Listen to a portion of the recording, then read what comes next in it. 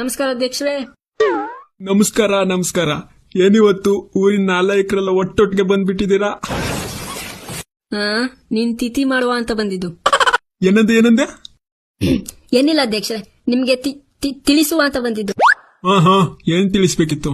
ಏನಿಲ್ಲ ಅಧ್ಯಕ್ಷರೇ, ಗಣೇಶ ಚತುರ್ಥಿ ಬರ್ತಿದೆಯಲ್ಲ, ಅದಕ್ಕೆ ನಮ್ಮೂರಲ್ಲಿ ಒಂದ್ ದೊಡ್ಡ ಗಣೇಶನ್ ಕೂರಿಸಿ ಪೂಜೆ ಎಲ್ಲ ಮಾಡಿ ಪ್ರಸಾದ ಎಲ್ಲ ಹಂಚಿ ಚೆನ್ನಾಗಿ ಸೆಲೆಬ್ರೇಷನ್ ಮಾಡಬೇಕು ಅಂತ ಇದ್ದೀವಿ. ಅದಕ್ಕೆ ನಿಮ್ಮ ಹತ್ರ ಚಂದ ವಸೂಲಿಗೆ ಬಂದಿದ್ದು. ತಗೊಳ್ಳಿ 500 ರೂಪಾಯಿ. ಏನು 500 ರೂಪಾಯ?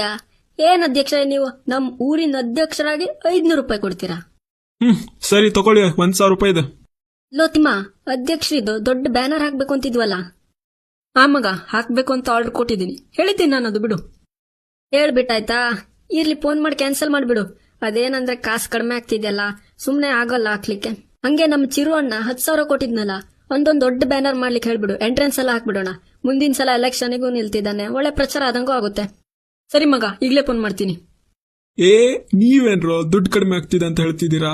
ನಮ್ಮೂರ್ ಗಣೇಶೋತ್ಸವ ಕಂಡ್ರು, ನಮ್ಮೂರ್ ಗಣೇಶೋತ್ಸವ. ತಗೊಳ್ಳಿ 20,000 ರೂಪಾಯಿ. ಫುಲ್ ಜಿಗ್ ಮಾಡಿ.